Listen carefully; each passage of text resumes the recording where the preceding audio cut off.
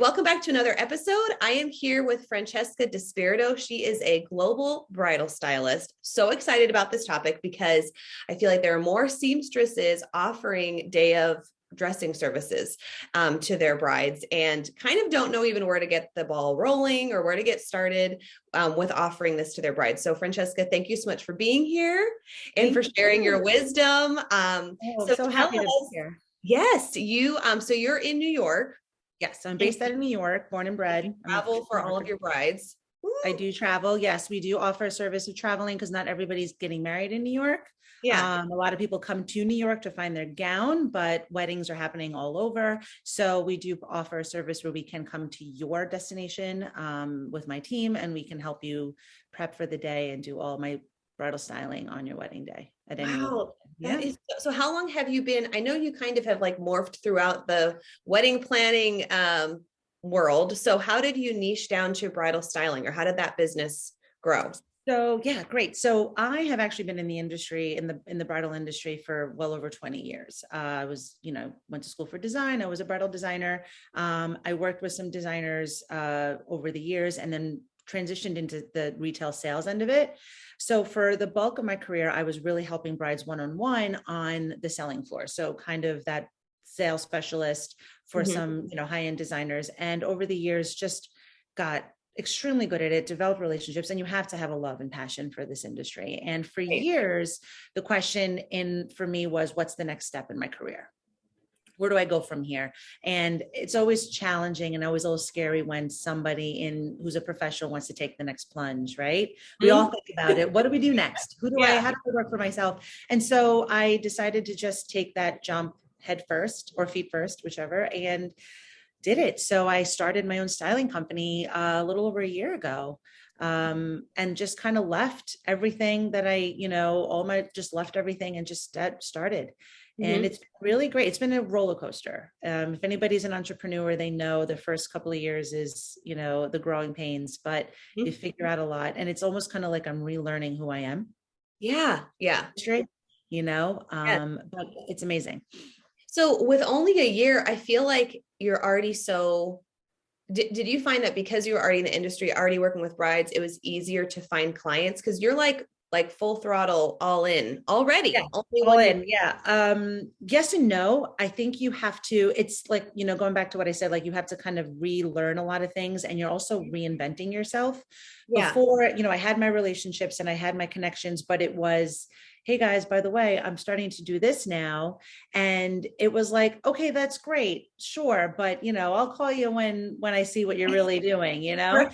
So it was a combination of people believing in you and seeing your capabilities and taking that chance with you. And then some people just needing a little time to learn what you're capable of. And you have to get out there. You have to put yourself out there. What I do more than ever is just network and really relay who I am. And by doing that and getting to know the right people and getting in line with the right people, your services are needed. And when they are, you just go and you do it and you figure it out.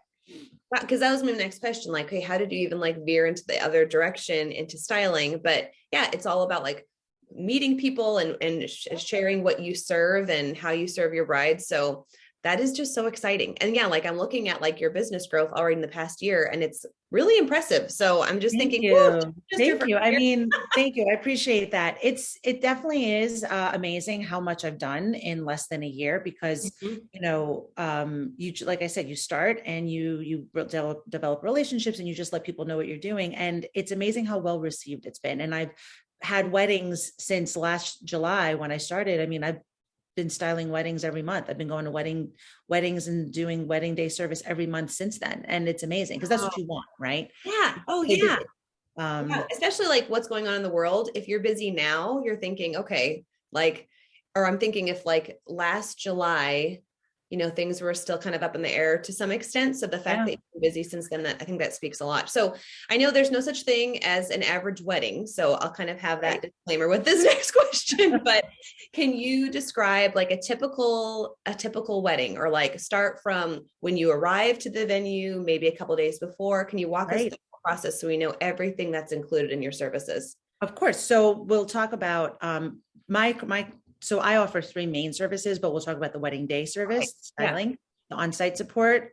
So if I get contacted through a bride or a wedding planner that refers me to their bride for the wedding day, we always have a one-on-one consultation first off, whether it's a Zoom, whether it's a phone call, because I think it's important for the bride, not only for me to know what her needs are and what her expectations are, but I think she should also get to know who I am and learn about me and just kind of get my energy and feel if my energy vibes with hers, because I am going to be really her shadow for the whole day. So I think that's important. So once we establish that and establish kind of like a ground, like a foundation of our relationship together, then we discuss obviously the hours that are needed. I always offer a minimum, what her needs are for that day. And then I create a proposal for her based off of that. And once we move forward with that, I always make sure I attend her fitting. So I think it's important to meet the bride before the wedding day, if possible. Yeah. It is important to attend her gown fitting if you are not doing the fitting yourself with her, which is what I don't do, actual fittings. So I always make sure I attend the fitting. So I see the gown on her. I can identify any mishaps or any fitting issues that can be addressed before she picks up, and you learn the bustle. And that kind of gives that confidence for the bride, and she feels like she's being supported before the wedding day. And then that's it. And then I show up on the wedding day with my team, if I need a team, or myself, with my supplies and my kit. And then we just get going. And I'm pretty much on the wedding day. If she's got a bridal party, whatever her package is that she requested, I steam all of the garments that were discussed. I make sure her gown is laid out beautifully. Sometimes the photographer shows up before getting her in the gown, so we do all the style shoots together. So I help the photographer if he needs any help with the gown. And I help the bridal party if they need help getting dressed. You're always there to just kind of keep an eye out for any bridesmaids that have any mishaps. If the bride needs anything, the bridesmaids will always ask for your help. I think a little bit more before the bride comes into play. So you want to make sure you're available for them, because there's always some bridesmaids that's like, oh, by the way, I lost 10 pounds before this, before trying on my dress. Can you let me know if it's too big on me? There's always a little something, so you have your kit handy. And then I'm kind of like your shadow with the bride. My goal first and foremost is the bride is always number one. So if I'm with my bride and all of a sudden a bridesmaid comes up to me and she's like, listen, I have a tear or there's something, I will definitely address it, but delicately, I will let her know, let me make sure my bride is taken care of, or let me make sure, so-and-so is okay before I go to you. So it's always important to make sure that you're not just dropping the bride to attend to somebody else. Right. She is your client for the day. And so I make sure that I follow her. I prep the photography with the photographer. So I style her gown, I carry her train. A lot of these brides are doing first looks or doing photographing or photography before the ceremony. So the worst thing is if the bride is carrying the train over her shoulder or dragging it in the dirt, and all of a sudden before the ceremony, you've got this kind of stained and, dirty dress. So I try really hard to make sure that all of that is minimal before the ceremony. And then we lay out her train, make sure she looks beautiful right before she walks down the aisle. And that's it. And then we bustle her gown after the ceremony. So it's almost kind of like I'm her confidant, I'm her support system. I'm that person that's there, her cheerleader, while everybody else is running around making sure everything else is moving smoothly. And it's really well appreciated with the bride. They feel that they're being listened to, they're being heard, they're being fed if they get hungry. There's a funny photo that I love this shot where during the photo session, the bride was getting very hungry and the bridal party got like Uber Eats and they got Burger King. And we took the burger and I'm feeding the bride as in the midst of her photo shoot, and the photographer captured that moment. And it was just one of the best shots ever because it's so real, Yeah. Yes. Yeah. That encapsulates your job pretty much. Exactly. Making sure she's okay. So practically speaking, I mean, sometimes especially when we're in the beginning of building our business, we think, okay, I want to get as many clients as possible. I want to book as much as I can. And, I could get a wedding a weekend and, make all this money or whatever. So practically speaking, how many weddings can you do well a month or a year? So you want to, there's only 4 weekends in a month, right? 2 days per weekend, right? So if you really were ambitious and you were that amazing, you can do a Saturday, Sunday for every month. depending if it's all local. That's Yeah. ambitious. And that's not, in a perfect world that would happen, but that doesn't necessarily happen, right? Even the best of the best. So you have, I mean, a lot of it takes into consideration of the destination, the location. If you're talking only local weddings, that takes you, an hour or so to drive to. I mean, you can do on average, I think a good month for me would be like 4 to 5 weddings. Okay. A month, right? Because that's a wedding a weekend. That gives you time. I mean, you can do 2 days.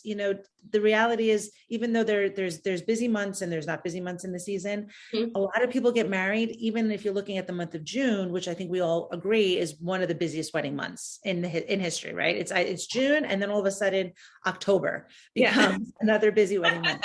So a lot of people are getting married on one specific day, or 2 specific popular days throughout that month.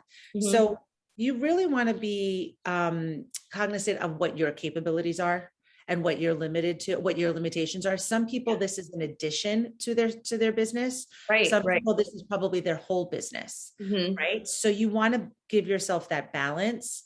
For me, this is part of my main business. So this is my focus. I can do about, 4 to 5 weddings a month. And a lot of girls are getting married during the week now. Yeah. Right. So I do have weekday weddings. So you now are opening up your calendar. Yeah. Like, and to some extent, like, do you have like this adrenaline rush? Cause I'm thinking that sounds so exhausting. Cause I feel like I'd be like, so like adrenaline pumping, all day, but does that subside?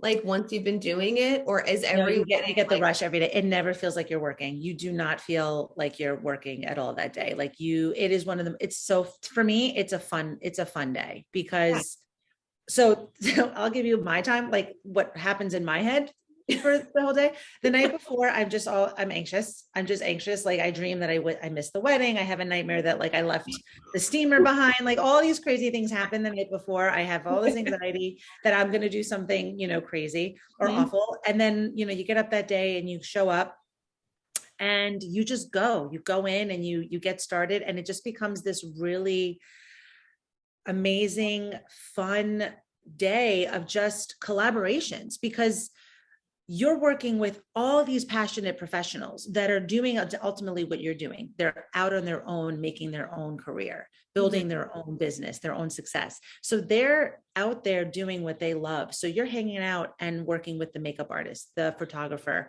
the florist, the hair person, and they're all there to work together because ultimately we just want to make sure that bride is happy. Yeah. And so you see that networking and that teamwork come into play. So you are literally on a high all day, just enjoying the whole day. Yeah. And then you come home and you get a little tired, but if you're doing a wedding the next day, you go for it. And it's the same thing over again. Right. And I like how you mentioned before too, that this is your main gig. So it's like those rushes every weekend, it's like, woohoo, that's so exciting. Yeah. I think too, also for our listeners who are adding this on top of their like sewing, their sewing gig, which is their main deal, there probably is that like balance. Cause I'm even thinking maybe I would do 2 a month or maybe even just 1 a month. I don't know. It also, just depends on the day. Yeah. It depends on your workload. I mean, you can customize it and create your business however you want, each person individually, right? Yeah. You can be the person that shows up at the wedding. You can be the seamstress or the tailor that offers this as a service. And then you have a team that goes there to the wedding and you train them under your protocol on how to do it. There's so many ways you can do it and create it, but it really depends on what you feel are your capabilities, and listen to yourself. The reality also is that this is a seasonal job, right? We're not doing this all year round. So you may have a busy 3 months of doing this, but then it's quiet for 7 or 8 months out of the year. Yeah. So you get to decide when you want to take a break. Yeah. And I love the idea of doing something different. Like, okay, I'm sewing and working, in my studio, and then like, I get to go to the wedding. And I've just done that for some like friends as a gift, and it's so fun.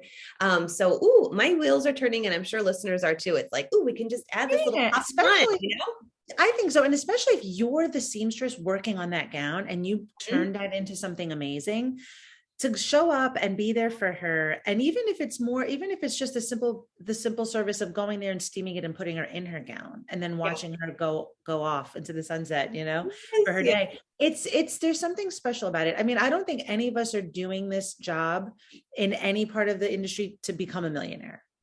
Right. Or to be glamorous. I think we're doing it because we have a love and a passion for helping people and wanting to see this fairy tale moment come true. Oh, yeah. That's how I feel. Yeah. Because the couple of times where I've been like the final, dress fluffer, it's like, oh, it just like, how do you not cry? I don't know. It just is so. Yeah. I still get chills when I work with a bride and she's like, I think this is the dress. It's like, it's all over again. It's like I'm 19 again doing this for the first time.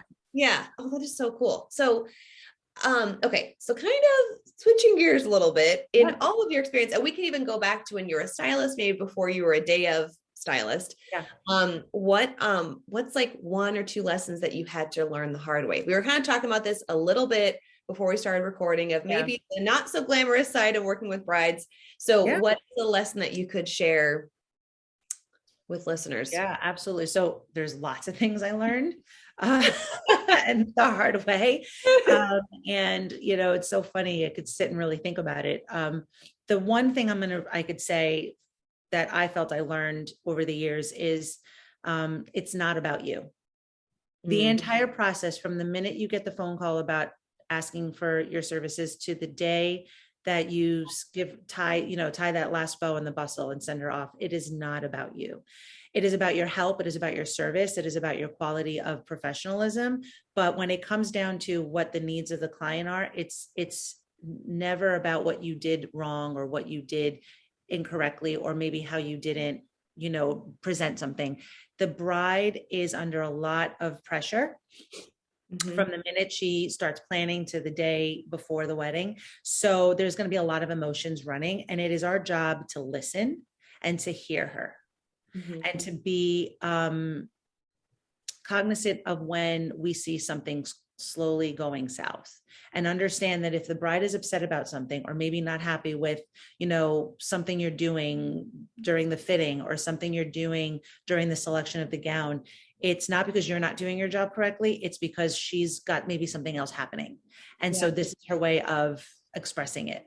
Yeah. She doesn't know herself, maybe what's really bothering her. Right. So what I learned is like, don't ever take anything personal. Yes, we're humans. You get upset a little, maybe you go in the back room and cry, or maybe you have some really inappropriate words you want to say, and you definitely let that out. You find your way to express that on, in private, but, be mindful that it is about her and what she's going through. And we are just there to mediate and to help her get to the other side of this process, because you fitted 100 dresses. I've dressed 100 brides. We see like, it's not that big of a deal. It's just a zipper. It's just a button. It's just a lace, right? We see that. But for her, this is her first wedding, maybe second wedding, but maybe her first time really finding true love. And she wants everything to be special. So you have to understand that button not lining up properly is the biggest deal for her. And you make sure that it's perfect for her. So that's the one thing I can honestly say is just step yourself out of the equation, get your ego out of it. You are great at what you do, and you will continue to be great at what you do, but it's about her, and make sure that we hear them. Yeah. That is so awesome. And it's so applicable, I think, especially this year, like things that you were saying. I think this season, we're seeing brides that are just losing control of when you're planning a wedding in and of itself, you only have so much control of all the worst case scenarios, that are going through their heads. But I think this year there is that added pressure because vendors are at max capacity. They're competing over their top vendors. I think there's this almost like borderline PTSD of like, okay, we're going to go back. Is everything going to be canceled? And I think that's what we're sensing. I'm sensing that in my fittings more than ever this year. It's just a very strange vibe. And I love how you said, like, it's not about us. It is, she has all these reasonable expectations. She wants a perfect, beautiful day. And there are all these other scenarios going through her head that really have nothing to do with us. So And Yeah. if I could give a little tip that I just recently learned, having this similar conversation with a wedding planner and a photographer, and we were talking about scenarios that happened, Mhm. and I shared a story, and they gave me an amazing tip and some sound advice that I want to share with you, that I was like, oh, this makes perfect sense. We talked about a bride having a breakdown and all of that, and they said to me, what I would have said is, it's not about what's happening at the moment. Something else must have happened that day. And you take that bride aside and you say to her, what's wrong? What's going on today? What happened today? Talk to me. Now you're her friend. You're not the seamstress. You're not the dresser. You're not the stylist or whoever. You're her friend. You're at her level, and you take her aside and you say, tell me what's really going on. And when they said that to me, it just clicked. I was like, absolutely. Yeah. It just We, softens the yeah. scenario. Yeah. So that's a little advice if I could give your listeners. Just be real with them, and just, be the professional, but sometimes you just put the business part aside and just be real and talk to them. Yeah. It goes so far. Awesome. Yeah. Oh, I love that. And oftentimes we have these great fittings with our brides, and then like it's like a weird like moment. It's like, ooh, where'd that come from? So especially in those scenarios, you're like, ooh, something happened on your drive over or whatever. You got a text or something, That's a great tip.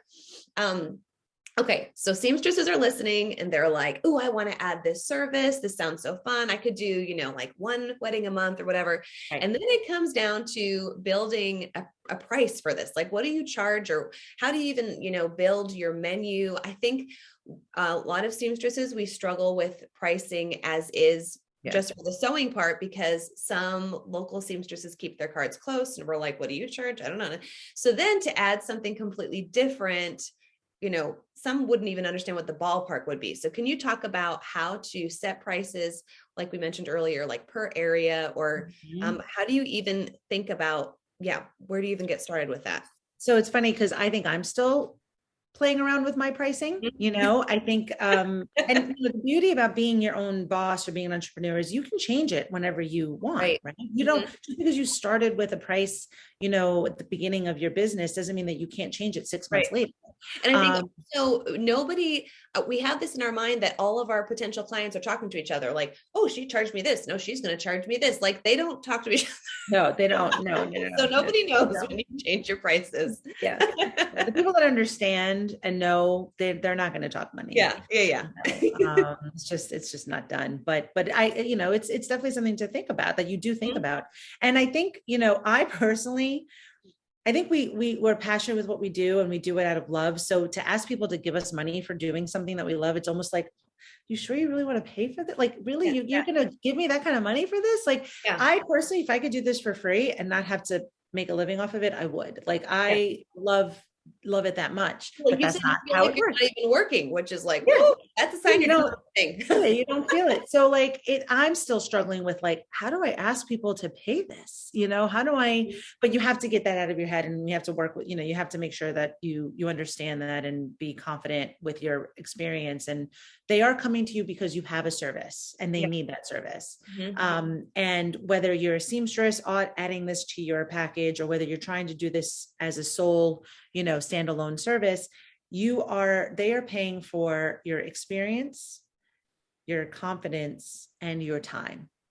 So you have to decide how valuable that is for you. What is your worth? In addition to maybe your location, you want to be comparable to what the weddings cost out there, depending on where you are. You want it to be matching what your services are and alterations. How I work my pricing, I do a minimum for a day. So if you're hiring me for wedding day service, I think it's important to make it worth my time in the day with travel and everything. So I give a minimum, and I mapped out that minimum based off of what I offer. So I realize the time it takes for me to steam the garments, the time it takes between photography and walking down the aisle, and then bustling, there's this 8-hour window that I feel is enough time to do all of that. So I always make sure I have a minimum. And then if clients want to do longer than that, then they have the liberty to add to that. And then based off of how many people I'm dressing throughout within the wedding, if it's just the bride, that's one price point. If it's the bride and additional family members or the entire bridal party, then that's a different price point. So you want to take all of that into consideration. Yeah. Some people are like, oh, it's a flat fee of, $500 for the day. And then all of a sudden you have a conversation with the bride and it's like, well, it's me and my mom. And all of a sudden the bridal party comes in and they're like, oh, can you help me? Can you help me? And you have to be prepared that somebody is going to want your help.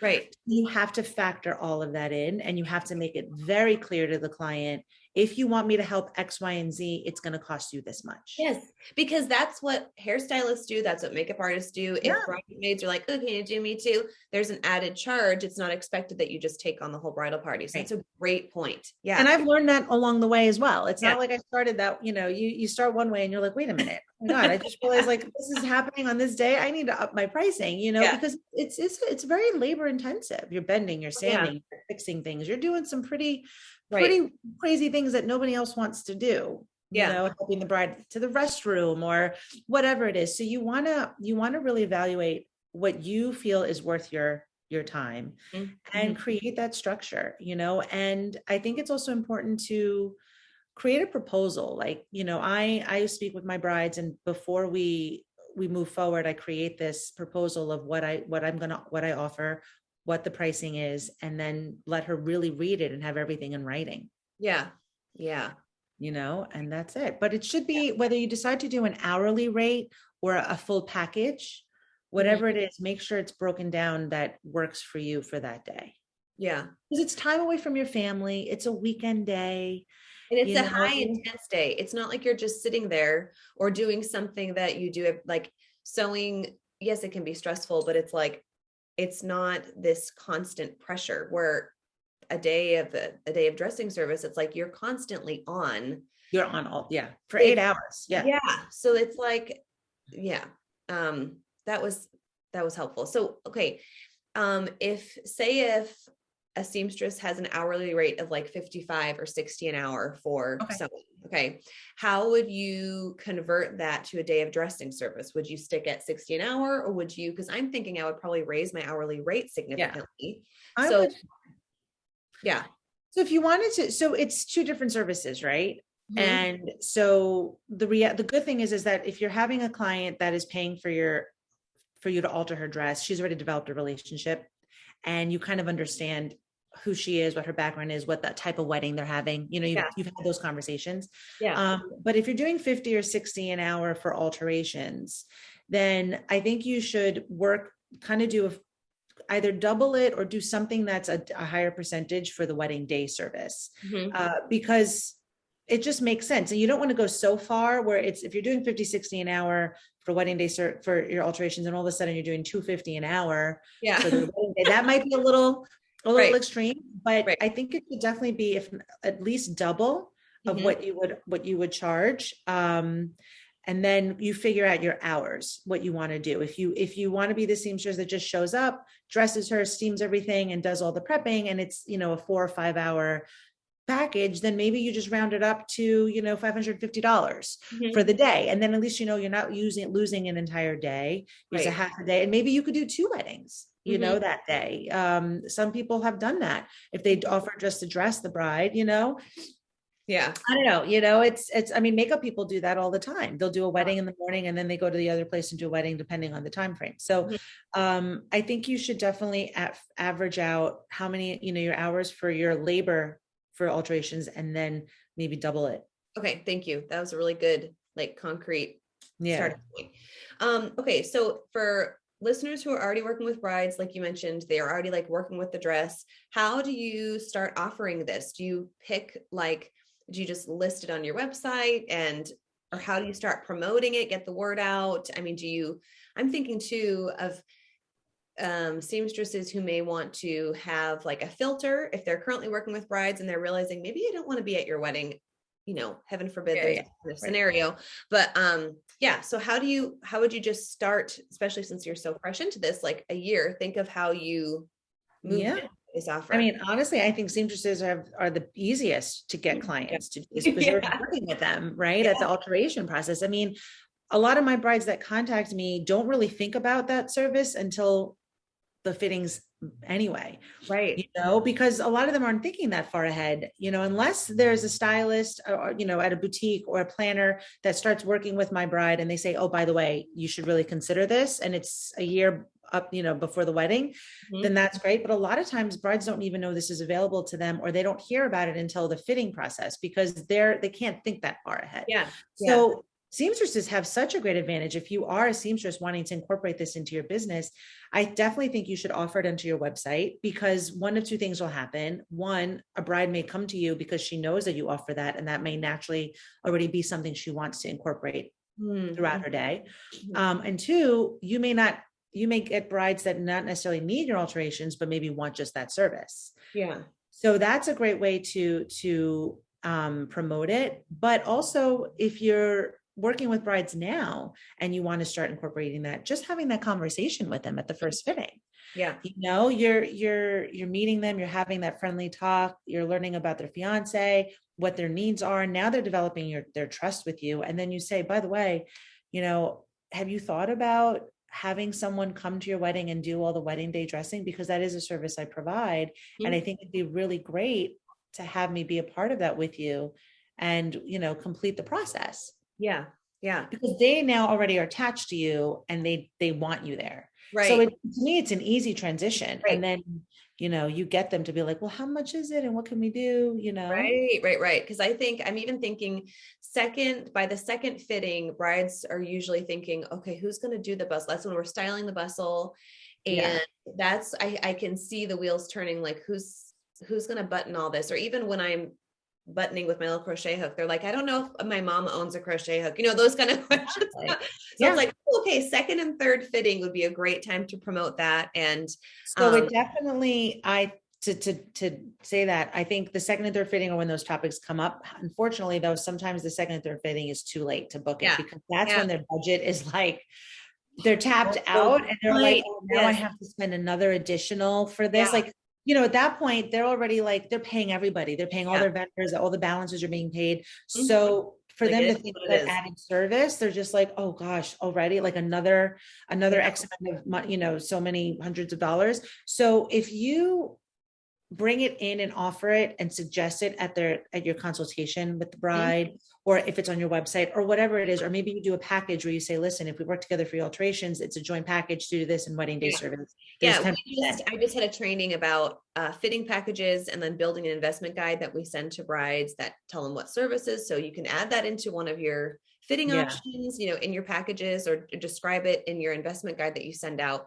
So at least, at the front end, she has the information. Exactly. And then at that second fitting, when the wheels are turning and you see kind of the terror, I remember one bride last year this is when I wasn't even entertaining the thought of charging for services. I was just doing it for friends. And I had a bride and she's like, would you ever come to my wedding to do this for me? And I was like, I could. It was like too late to kind of like think about that, but I was like, and I loved her. So Allie, this was for you. She was just like the best. And so I would have loved that, So, okay. I think we have a good, clean process. How to introduce it. Plant the seed. You got to plant the seed, because they may not book you right away, but now you've got them thinking, and then they start to have like, oh my God, my mom isn't gonna be able to do this. Yes, I definitely need to call my seamstress and tell her to do it. You got to plant the seed. Knowledge is power, but knowledge isn't power if it's not applied.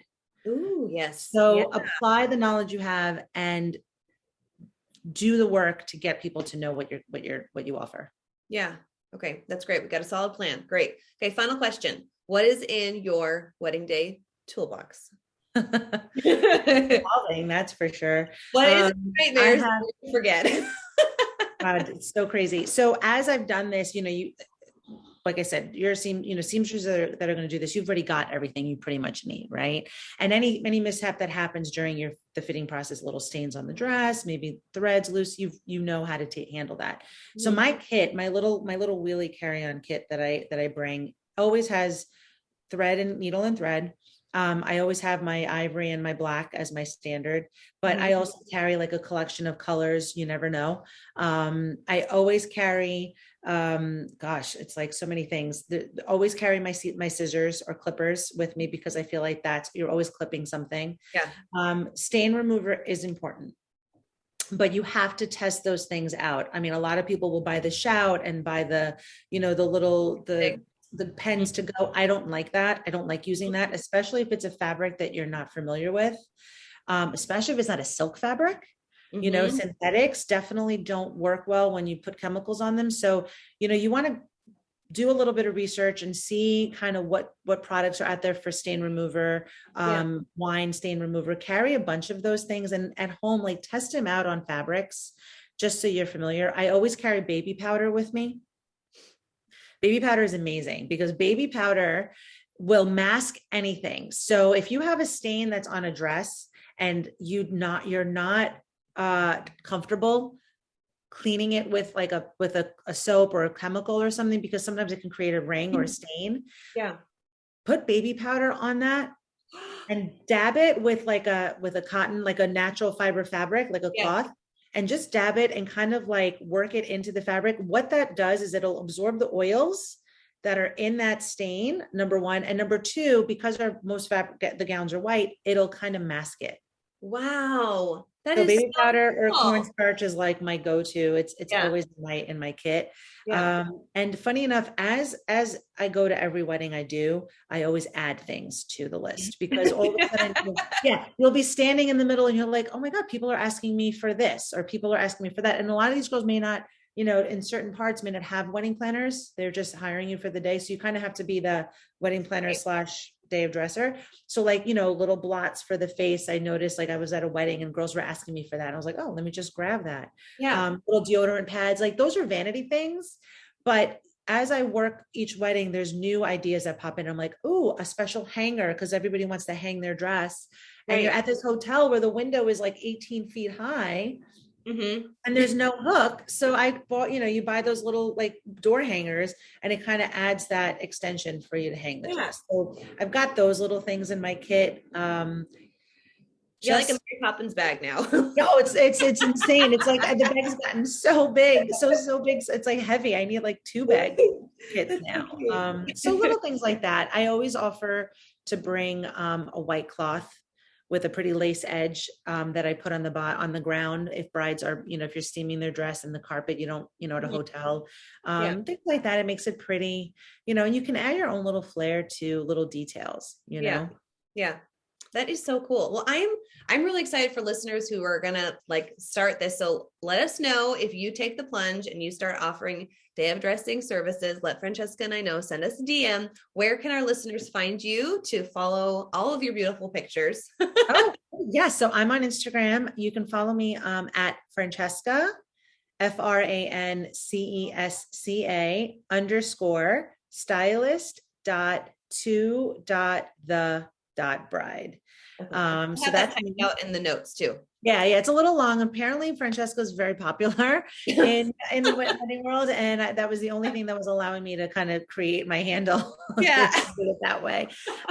So you can find me there. You can see all my behind the scenes and any weddings I'm doing. And if there's any questions or any tips you guys would like, please don't hesitate to DM me or contact me. I will say one thing: being in the industry for as long as I have, whether it's been working on the sales end or wedding day service, my seamstresses that I've developed relationships with and all of the women that I worked with during alterations is what makes this possible for us to do what we do best, because you ladies are really the brunt of the magic. Anybody can sell a dress and make it, tell them it's going to be beautiful. Wedding day service, the job is done, but my seamstresses really make the transition between a dress off the rack that a bride ordered to actually making it her gown. And it's a job that it is amazing, and it is not appreciated enough and acknowledged enough. So thank you. Kudos to anybody that takes this venture and wants to become a master seamstress. Yeah. That brought a tear to my eye. Thank you. That was so sweet and so encouraging for our listeners. Thank you so much for your time and all your wisdom. Thank you. Good luck, everyone.